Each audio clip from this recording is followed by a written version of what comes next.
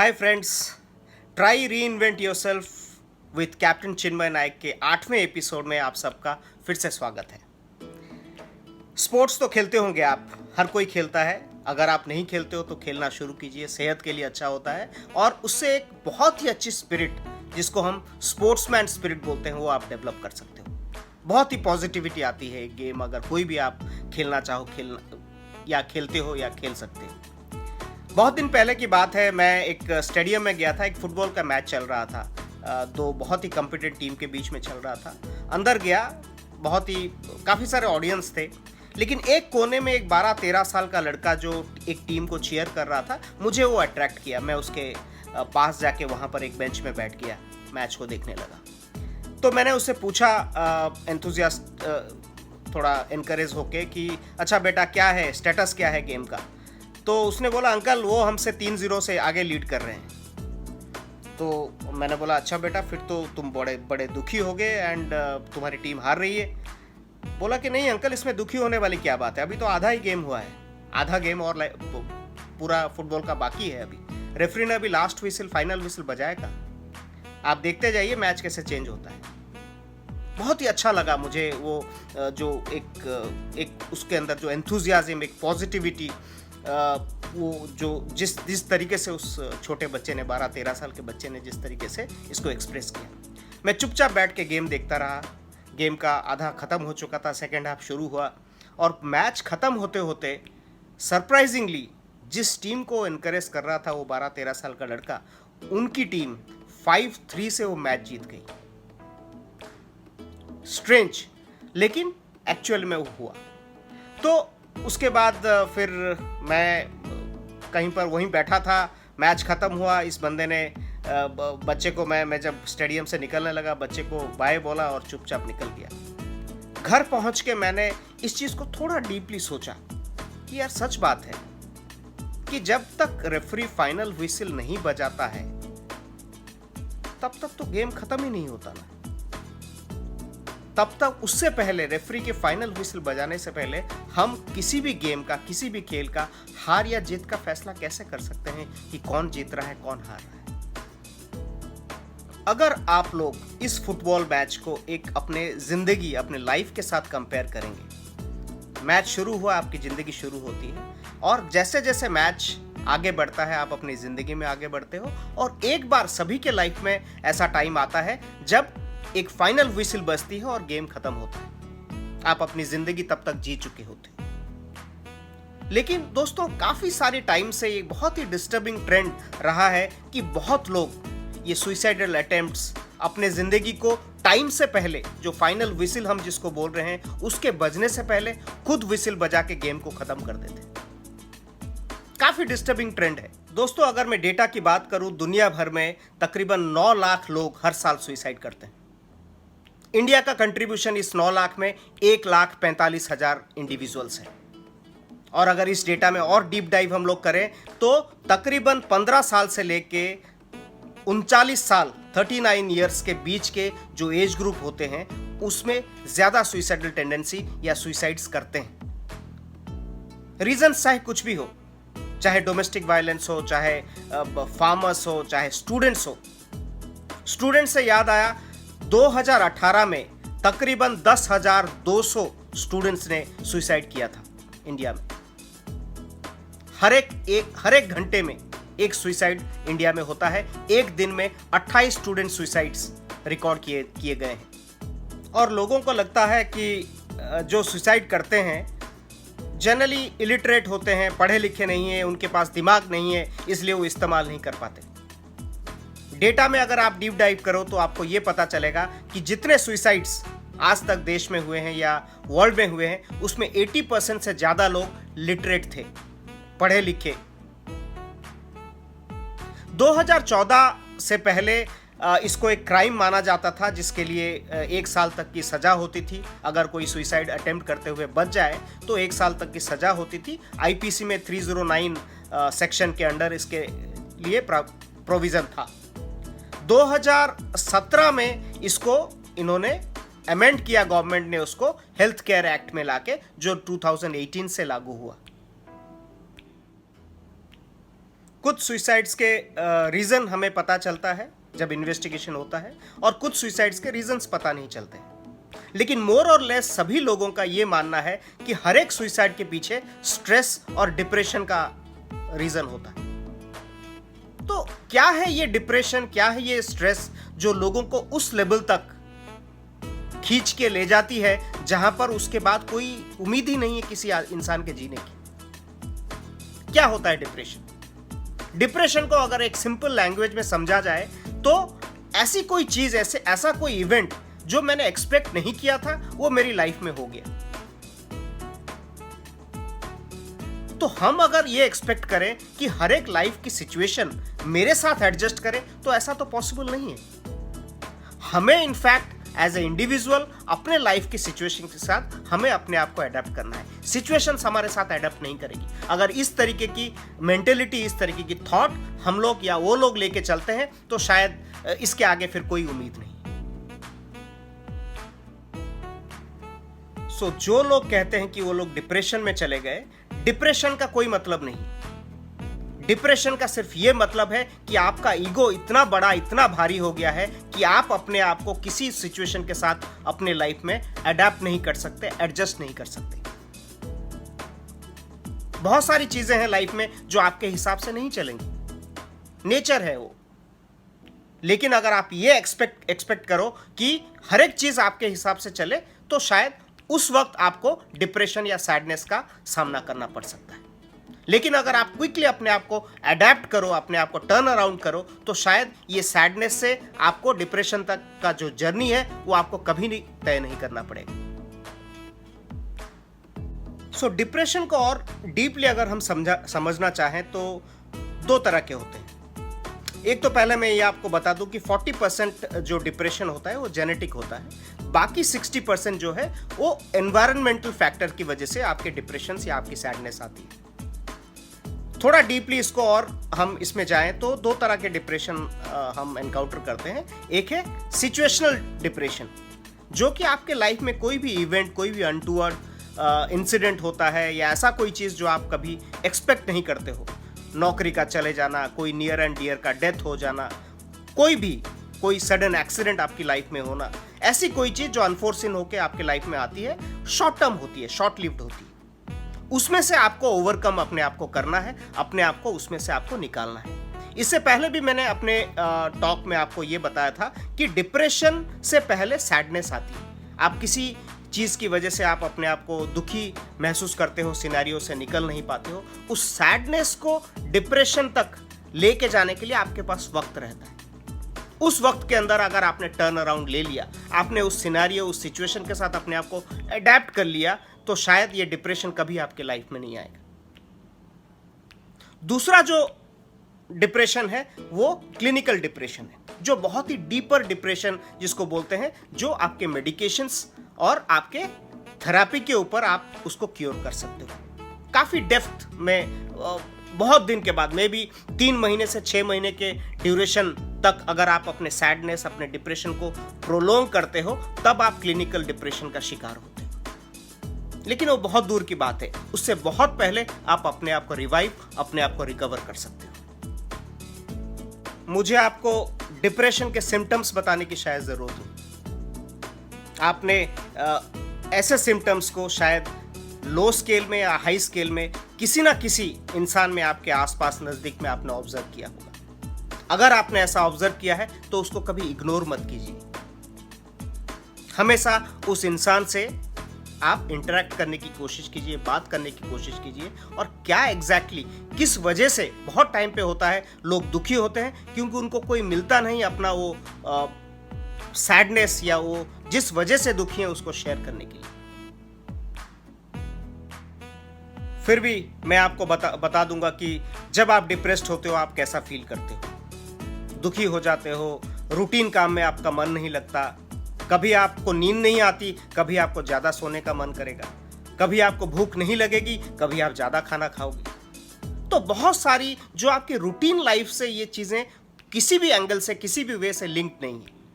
ऐसे बिहेवियर में आपके चेंजेस आएंगे, लोगों से आप मिलना बंद कर दोगे, आपको सोशल रिलेशनशिप या सोशल जो इंटरेक्शंस है उस पर आपको कोई इनफैक्ट दिलचस्पी नहीं रहेगी। बहुत सारे सिम्टम्स हैं। आप धीरे धीरे उन चीज़ों को आप अपने काम में आप मन नहीं लगा पाओगे, पढ़ाई में मन नहीं लगेगा। जहाँ पर आप काम करते हो किसी कॉरपोरेट में या कहीं पर भी, आप वहाँ पर अपने आप को इस्टेब्लिश, अपने आप को प्रूव नहीं कर पाओगे। और ये सब चीज़ें शुरू होती है किसी एक इवेंट जो आपको दुखी करती है, जिसके ऊपर आप बहुत डीपली आप उसके ऊपर सोचते जाते हो। रादर उन चीज़ों को आप छोड़ के कोई पॉजिटिविटी, कोई चीज़ आप अपने लाइफ की जो अच्छी हो, उन चीज़ों पे आप फोकस करना बंद कर देते हो। और ये चीज़ आपके साथ तब तक रहेगी जब तक उस चीज़ों को ऊपर आप कंट्रोल नहीं लेके आ पाओगे। दोस्तों, इससे पहले भी मैंने आपको बहुत बार बताया है, शेयर की है कि ऐसी कोई भी चीज़, हम अगर किसी चीज़ को बदल नहीं सकते, उसको हमें एक्सेप्ट करना है लाइफ में। अगर कोई चीज़ एक्सेप्ट नहीं कर सकते तो उसको बदल दो। जहां हम स्टूडेंट्स की बात कर रहे थे, तो स्टूडेंट्स की बात पे फिर से वापस आते हैं। लोगों को लगता है कि स्टूडेंट्स अगर डिप्रेशन में चला जाता है या सुइसाइड करता है तो ज़्यादातर एग्जाम में फेल होने की वजह से करता है। फिर से मैं आपका ध्यान डेटा की तरफ लेके जाऊंगा। डेटा एनालिसिस में ये पता लगाया गया है कि सिर्फ 30% of the student suicides are related to failing in the exams. बाकी बहुत सारे दूसरे रीजन है जिसकी वजह से एक स्टूडेंट साइकोलॉजिकली, एक चाइल्ड जिसको बोलते हैं, एक टीनेज, अबव टीनेज, और जब तक वो अपनी लाइफ में खुद अपने आप को इस्टेब्लिश नहीं करता है, उस दौरान काफी सारी चीजों से गुजरता है। एक और मेजर रीजन जो उभर के आया है वो है चूजिंग ए फोर्स्ड कैरियर। बहुत टाइम पे एज ए पेरेंट और जो गार्डियन होता है, बहुत टाइम पे ये सोचता है कि भाई बच्चा मेरे दिमाग, मेरे हिसाब से चले। जो मैं अपने ड्रीम्स मैंने अपने लाइफ में मेरे लिए देखे थे, शायद मैं पूरा नहीं कर पाया, शायद मेरे बच्चे उसको पूरा करेंगे। लेकिन बच्चे की क्या सोच है, उसकी स्ट्रेंथ कहाँ है, वो क्या करना चाहता है, उस पर कोई ध्यान नहीं देता। सब लोग कन्वेंशनल तरीके अपनाने लगते हैं। जनरली आज के डेट में भी इंजीनियरिंग, मेडिकल, जो कन्वेंशनल वे ऑफ जो हमारे प्रोफेशंस है, हम लोग उसी पे ध्यान देते हैं कि बच्चे वही करेंगे। लेकिन बच्चे की क्या इनफैक्ट इच्छा है, वो जनरली हम लोग ओवरलुक और इग्नोर कर जाते हैं। अब बच्चा कहता नहीं है क्योंकि बच्चा वो अफेक्शन, वो लगाव की वजह से कि मेरा पेरेंट मुझे कुछ कह रहा है, मुझे उसके सपने को पूरा करना है। लेकिन लॉन्ग टर्म में शायद हर टाइम पे ये काम नहीं करेगा। दूसरा, हमारा एजुकेशन सिस्टम। अगर हमारा एजुकेशन सिस्टम एक ही लिंक से, एक ही स्ट्रिंग से बंधा है, तो हमारे बीच में इतना कंपटीशन क्यों है कि मुझे किस कॉलेज में एडमिशन करना है? क्यों हर एक कॉलेज का एजुकेशन सिस्टम एक यूनिफॉर्म प्लेटफॉर्म पे नहीं आ सकता देश के अंदर? एजुकेशन सिस्टम में हम क्यों बात करते हैं कि कौन सा डिसेंट कॉलेज है, कौन सा डिसेंट कॉलेज नहीं है, टॉप 10 कॉलेजेस क्या हैं, टॉप 3 कॉलेजेस क्या हैं? जब हमारा एजुकेशन सिस्टम हम यूनिफॉर्म बना देंगे तो ये दौड़, ये डू और डाई सिचुएशन रहेगा नहीं ना लाइफ में। स्टूडेंट के पास प्रेशर भी नहीं होगा। अगर वो ABC कॉलेज में एडमिशन करता है, वो उतना ही बेहतरीन डॉक्टर बनेगा जितना XYZ कॉलेज में एडमिशन लेके। तो क्या हमें इस पर ध्यान नहीं देना चाहिए? तीसरा, बहुत टाइम पे बच्चे हमारे या पेरेंट्स के साथ कंफर्टेबल नहीं हो पाते हैं बात करने के लिए, क्योंकि हम उनको उतना स्पेस नहीं देते हैं कि उनकी इच्छा क्या है, उनके हिसाब से हम उनको समझ सके, उनसे बात कर सके। बहुत टाइम पे वो सैडनेस, वो डिप्रेशन, वो हमें पता भी नहीं चलता और वो उस स्टेज तक पहुंच जाता। तो बच्चों को, स्पेसिफिकली टीनेजर्स को उतना स्पेस दीजिए, उनसे बात कीजिए, उनको समझने की कोशिश कीजिए। जहां पर वो गलत हैं उनको गाइड कीजिए, एडवाइस कीजिए, लेकिन वो इंटरैक्टिव, वो बातें करना बहुत जरूरी है। बट इन सब के बीच में मैं बच्चों को भी, जो टीनेजर्स हैं, जो अपने एजुकेशन, अपने प्रोफेशन के लिए स्ट्रगल कर रहे हैं, उनको भी ये कहना दूं, जैसा आप मेहनत करोगे वैसे ही रिजल्ट्स हमें मिलेंगे। चाहे आप किसी भी फील्ड में जाओ, कोई भी चीज़ का लाइफ में शॉर्टकट्स नहीं है। अगर आपको आप लाइफ में कभी भी इनफैक्ट कोई इवेंट में आप फेल होते हो, कहीं पर आपको लगता है कि नहीं आपने जो एक्सपेक्टेशन थे वो पूरा नहीं किया, तो उसको लाइफ की किसी एक और इवेंट की तरह लीजिए। उसको, वो आपके लाइफ का एंड नहीं है, या लाइफ की जो लास्ट विसिल ब्लो होने वाली चीजें, वैसा कुछ नहीं है। इसके बाद भी वो गेम कंटिन्यू करेगा जब तक रेफरी फाइनल विसिल ब्लो नहीं करता। किसी का एग्जाम्पल मैं आपको नहीं दूंगा। लाइफ में हम लोग हमेशा दूसरों के एग्जाम्पल सुन के सुनाते हम लोग बड़े हुए हैं, लेकिन हम हमारी लाइफ में भी जिस स्टेज पे आज के डेट में आप लोग पहुंचे हो, मैं पहुंचा हूं, कोई भी दूसरा आदमी पहुंचा है, कितनी स्ट्रगल करके पहुंचा है। क्या आपके लाइफ में कोई भी ऐसा फेलियर, जब आप बचपन से आप जब चलना सीखते थे, बात करना सीखते थे, कभी फेलियर आप नहीं हुए? आप हुए हो। जब आपने पहली बार साइकिल चलाई, कितनी बार आप गिरे? जब आपने पहली बार हाथ से पेंसिल लेके लिखना शुरू किया, कितनी बार आपने रबर से उसको मिटाया? हर एक स्टेज में हम फेलियर का सामना करते हैं, ओवरकम करते हैं। तो इस स्टेज में क्या हो जाता है आगे? आपके एक्सपीरियंस के मुताबिक जब आप 15 साल 20 साल जब आप आपकी लाइफ के निकाल देते हो, तो आप तो इसको और भी बेटर तरीके से अपने स्ट्रेस, अपने डिप्रेशन, अपने सैडनेस, अपने फेलियर्स को आप मैनेज कर पाना चाहिए।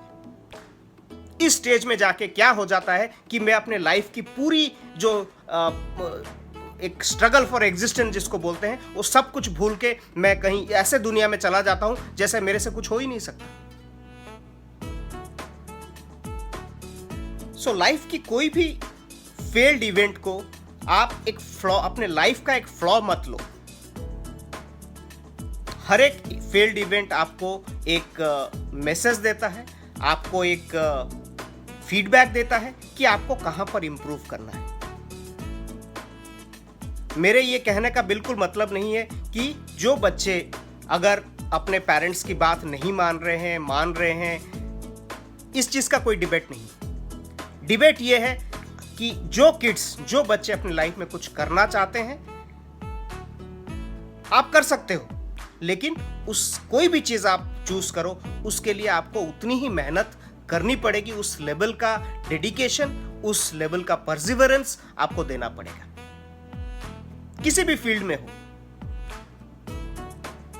लेकिन इसको आप एज ए एक्सक्यूज अगर आप लोगे, तो मे बी आप अपनी लाइफ में उसको सफर करोगे। हो सकता है किसी टाइम पे आपको, उस टाइम पे आपको रियलाइज हो जिस टाइम के आपके पास अपॉर्चुनिटीज शायद उस फील्ड की कम हो जाए, नई अपॉर्चुनिटीज मिल सकती है आपको। उसके लिए आपको कभी दुखी नहीं होना पड़ेगा। लाइफ में जैसे जैसे आप अपने ऑब्स्टेकल्स नेगोशिएट करते जाओगे, आपको लाइफ की नई नई चीजें मिलती जाएगी, दिखती जाएगी। कंप्लीट स्टेयरकेस आपको कभी देखने की जरूरत नहीं है, हमेशा एक एक कदम लेते चलो।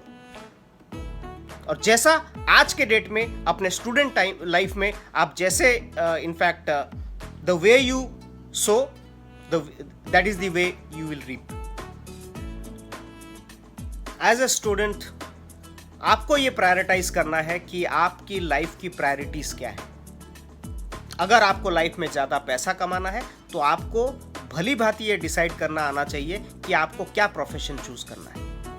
लाइफ में आपको अपने पैशन को फॉलो करना है, तो हो सकता है आप अपने पैशन फॉलो करते करते आप उतने पैसे बाद में ना कमा पाओ जितना एक रूटीन दूसरे प्रोफेशन में आप कमा पाओ। हो सकता है आपको एक ईज ऑफ लाइफ की जरूरत हो, तो अपने प्रायोरिटीज खुद चुनो। लेकिन बाद में जब वो प्रायोरिटीज आपको मिल जाती है, फिर अपने आप को किसी के साथ कंपेयर मत करो, क्योंकि ये लाइफ, ये डिसीजंस, ये जो गोल्स है, आपने खुद अपनी लाइफ में चूज किए। और ऐसे कभी भी सिचुएशन अगर आता है जब आप कंपेयर करने लगते हो, तब आप दुखी होने लगते हो। कंपेयर करने की जरूरत नहीं है, क्योंकि ये डिसीजन आपने खुद अपने हिसाब से ली है। और जब भी ऐसी आपको अपॉर्चुनिटी मिले, आप किसी फील्ड में गए, आपने कोई चीज़ अचीव अपने लाइफ में कर ली, बाद में आपको लगा कि नहीं, शायद मैं गलत रास्ते था, मैं किसी और के ड्रीम को परस्यू कर रहा था, मेरे लिए ये नहीं है, तो अगेन मेरा फिर से वही कहना है कि आखिरी व्हिसल अभी बजी नहीं है। अगर आप खेलना जानते हो, आप फील्ड में कोई भी पोजीशन में खेल सकते हो। तो अपने आप को इतना इक्विप बनाओ, अपने आप को इतना मेंटली आप स्ट्रेंथन करो कि आप कोई भी चैलेंजेस, कोई भी प्रॉब्लम को ओवरकम करके आप आगे जा सको। लाइफ आपकी है।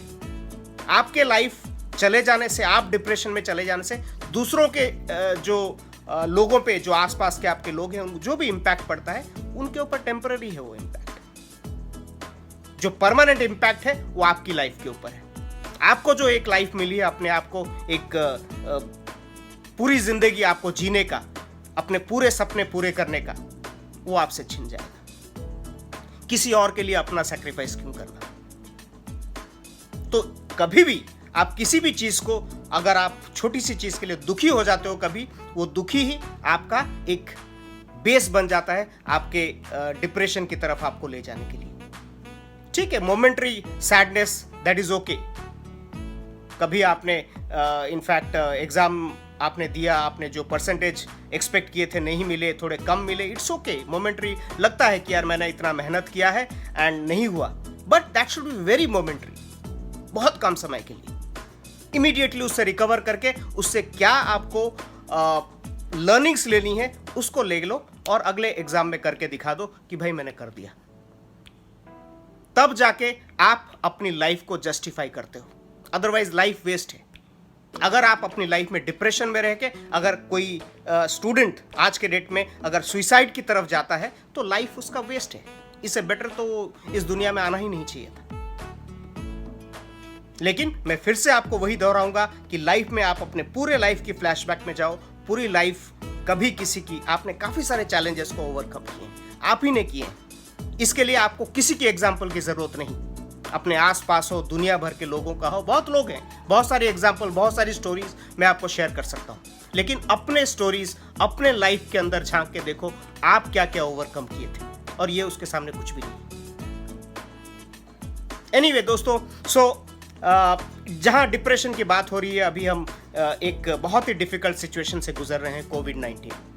पिछले कई महीनों से हम सब इस इनफैक्ट अननोन एनिमी से लड़ रहे हैं, हर एक जगह पे, हर एक इंसान, हर एक इंडिविजुअल। ये पिछले कई महीनों का जो सफर है हम सबका काफी स्ट्रेसफुल रहा। जो वर्किंग प्रोफेशनल्स हैं, एक्सटेंडेड वर्किंग आवर्स उनके लिए, जो स्टूडेंट्स हैं उनका ऑनलाइन क्लासेस लेना, जिसमें पता नहीं उनको आधा टाइम नेटवर्क कनेक्टिविटी इश्यूज, जो लोग कोविड-19 के वॉरियर्स हैं, जो लोग हॉस्पिटल में हमारे जो हेल्थ केयर वर्कर्स हैं, जो सैनिटी वर्कर्स हैं, काफ़ी सारा स्ट्रेस के अंदर सब इनफैक्ट गुजर रहे हैं। कोई घर के अंदर रहने की वजह से स्ट्रेस्ड है, कोई घर के बाहर जाके इस अनसर्टेनिटी से लड़ते लड़ते उसके बीच में स्ट्रेस्ड है। ये स्ट्रेस दोस्तों हमारी लाइफ में कुछ दिन, कुछ महीने शायद और रहेगा, लेकिन हम सबको इस स्ट्रेस से हमें इंडिविजुअली अपने आप लड़ते रहना है। सिर्फ कोविड-19 से नहीं, हमें अपने स्ट्रेस, अपने जो एंजाइटी, उन सब से हमें लड़ते रहना है। इन सब के बीच में एक ही चीज सामने आती है कि हमें अपना और हमारे परिवार का या हमारे सोसाइटी का ख्याल भी रखना है। लेकिन आप किसी और का ख्याल तभी रख पाओगे जब आप खुद अपना ख्याल रख पाओगे। जब आप हेल्दी होगे, आप दूसरों का ख्याल रख सकते हो। तो ये जो जैसे एक गाड़ी को चलने के लिए एक फ्यूल की जरूरत है, वैसे ही आपकी सेफ्टी, आपके लॉन्ग रन में आपको ड्राइव करने के लिए जरूरत है। अपने आप को स्ट्रेस फ्री रखने के लिए कुछ टिप्स मैं आपसे शेयर करना चाहूंगा। अगर आप इसको अपने लाइफ में फॉलो कर रहे हो तो बहुत अच्छी बात है। अगर आप नहीं कर रहे हो, इनमें से आप कुछ चीजें अपनी लाइफ में अडॉप्ट कर सकते हैं। सबसे पहली बात कि हमें जो भी कोविड-19 के से रिलेटेड जितनी भी इंफॉर्मेशन है, उस सभी इंफॉर्मेशन से हमें अपने आप को अपडेट रखना चाहिए। इंफॉर्मेशन से अपडेट रखना चाहिए। मैं मीडिया न्यूज़ की कम बात कर रहा हूँ। मीडिया न्यूज़ में काफ़ी सारी चीज़ें हैं जो बार बार आपको लगातार दिखाया जाता है। शायद वो इंफॉर्मेशन आपके लिए उतना रेलिवेंट नहीं हो, क्योंकि उसमें काफ़ी सारी नेगेटिविटी आपके दिमाग में भरती जाएगी, जिससे आपका डर बढ़ता रहेगा। बट इंफॉर्मेशन जो है आपका सैनिटाइजेशन के ऊपर, सोशल डिस्टेंसिंग के ऊपर, आपके मास्क के यूज़ के ऊपर, या कोई भी मेडिकल रिलेटेड चीज़ें आप क्या अपने इम्यूनिटी के लिए यूज़ कर सकते हो, ऐसी सारी इंफॉर्मेशन से आप अपने आप को अपडेट रखिए। हेल्दी खाइए और हमेशा हर दिन आप जितना भी आपका टाइम जो 7 से 8 घंटे की जो नींद है आप अपनी पूरी लीजिए, स्ट्रेस फ्री नींद। डेली 45 मिनट्स टू 1 आवर का एक्सरसाइज का टाइम निकालिए इंडिविजुअली, कुछ भी, चाहे आप ट्रेडमिल पे वॉक करो या कोई भी फ्लोर एक्सरसाइजेस करो, स्किपिंग करो, कुछ भी, तो 1 घंटा अपने लिए एक्सरसाइज के लिए निकालिए। कोई भी दूसरा एक्टिविटी, एक एक्टिविटी जो आपको पसंद हो, जिसको आप अपने आप को एंगेज रखते हो, चाहे किताब पढ़ना, गाना सुनना, नेटफ्लिक्स, अमेजन पे कोई प्रोग्राम, कोई मूवी देख लेना, जो भी आपको एंटरटेनिंग हो, वो एक्टिविटी 1 घंटे के लिए आप दिन में किया कीजिए। हर दिन 5 मिनट, सिर्फ 5 मिनट समय निकालिए। आपके कोई भी नियर एंड डियर, आपके मेंटोर, आप अगर कहीं काम करते हो, आपके सुपरवाइजर, आपके मैनेजर, आपके कोई कलीग, आपका दोस्त, जिससे आपको लगे आप उससे बात करते हो तो आपको हल्का लगता है, आपको अच्छा लगता है, या आप उससे कुछ भी शेयर कर सकते हो। 5 मिनट निकालिए और हर दिन इंश्योर कीजिए आप ऐसे एक इंसान से बात करते हो जिससे बात करने को आपको मन करता है, जिसके साथ आप कुछ भी शेयर कर सकते हो। यही मौका है अपने लिए एक डिसिप्लिन लाइफ का चार्ट बनाना। सालों साल लग जाते हैं हम लोग एक डिसिप्लिन लाइफ अपने लाइफ में लाने के लिए, and this is the opportunity. एक रूटीन बना लो अपना कि मुझे दिन में अपना इतना वक्त इसको देना है, इतना वक्त इसको देना है। एक शेड्यूल, एक कैलेंडर अपना तैयार कर लो और उसी को आराम से फ्लॉलेसली फॉलो करते रहो, जब तक कोई आप में जो हमारे पास न्यू नॉर्मलसी फॉलो करने के लिए हमारे पास वक्त, हमारे पास टाइम नहीं आ जाता। ड्रग्स, अल्कोहल, स्मोकिंग, जो भी, अगर आप ज़रूरत से ज़्यादा कुछ अगर इस दौरान लेते हो तो मे बी ये आपके स्ट्रेस को ज़्यादा बढ़ाएगा। टेम्परली में भी आपको हल्का कर सकता है, बट आई थिंक इस दौरान, ये कोविड-19 के दौरान, इनके जो इनटेक को आप रिड्यूस कर सकते हैं अप टू सम एक्सटेंट। एक बहुत ही अच्छी आदत इस दौरान आप डाल सकते हो। पूरा दिन जब खत्म होता है, शाम को आप खाना खा के सोने जा रहे होते हो, आइदर एक डायरी में हो या अपने दिमाग में हो, एक लिस्ट बनाइए छोटा सा। पूरे दिन में आपने कितने लोगों को, किस सिचुएशन में, कोई अपसेट था, कोई दुखी था, कोई स्ट्रेसफुल था, आपने उनको सहारा दिया है, मदद की है उनसे बात करके, या ऐसे कितने लोग हैं जिनकी वजह से आप ग्रेटफुल हो कि आपने उनसे बात किया और आपके मोरल, आपके मूड, आपके मेंटल एक सिनेरियो में चेंजेस आए, आप खुश हुए, आपको अच्छा लगा। कितने लोगों ने इधर आपके लाइफ में बदलाव आज लेके आए हैं, या आप कितने लोगों के लाइफ में कुछ बदलाव लाने की कोशिश की। अच्छा लगेगा आपको। और सबसे इंपॉर्टेंट बात, सर्कल ऑफ कंट्रोल आपको पता होगा क्या होता है। 2 सर्कल होते हैं जिसमें कुछ चीजें जो आपके कंट्रोल में होती है और कुछ चीजें जो आपके कंट्रोल में, उसको रियलिस्टिक वे में पहचानना, उसको जानना बहुत ज़रूरी है। हम उसी में इनफैक्ट पजल होकर रह जाते हैं। जो चीज़ हम नहीं कंट्रोल कर सकते, हम उसमें इंटरफेयर करना शुरू कर देते हैं, उसके बारे में सवाल पूछने शुरू कर देते हैं। मैं अपने लिए क्या कंट्रोल कर सकता हूँ कि मैं क्या, मेरे रिस्पॉन्स क्या होंगे, मैं लोगों को क्या मदद कर पाऊंगा, क्या मैं अपने लिए जो प्रोटेक्टिव जो इक्विपमेंट्स है या जो मास्क है, सैनिटाइजर्स है, मैं अपने लिए यूज़ कर सकता हूँ। आपको बहुत सारी चीज़ों में बहुत इंटरवीन करने की ज़रूरत नहीं है जहाँ पर आपका कंट्रोल नहीं है कुछ भी, कि दुनिया में क्या हो रहा है, लोग क्या कर रहे हैं, बाहर इतने लोग आके भीड़ जमा कर दिए, गवर्नमेंट क्या करेगा उस चीज़ के लिए। वो सब ठीक है, वो सब आई थिंक जिस पे आपका कंट्रोल नहीं है, उस पे आपका बहुत ज़्यादा इन्फ्लुएंस आप नहीं कर सकते उन चीज़ों को, लेकिन आप अपने स्पीयर में जो चीज़ आप कंट्रोल कर सकते हो उस पे आप फोकस करो। जो चीज़ आप डायरेक्टली इन्वॉल्व होकर जिस चीज़ को बदल सकते हो। हर एक इंसान ये जानता है कि उसके लिए क्या अच्छा काम करता है। जब वो दुखी होता है उसको किस सिनेरियो में, किस सिचुएशन में उसको वापस जाना चाहिए कि वो अपने आप को खुश कर सके, अपने आप को वो एंटरटेन कर सके, अपने आप को उसी सैडनेस में नहीं लेके जा पाए। तो सबकी चाबी, हर ताले की चाबी आप ही के पास है। सो दोस्तों, आज का जो एपिसोड है आज मैं यहीं ख़त्म करता हूँ, and I am sure that you all will be safe at your place. Be healthy, be safe, do your bit for the society. All the best. Jai Hind.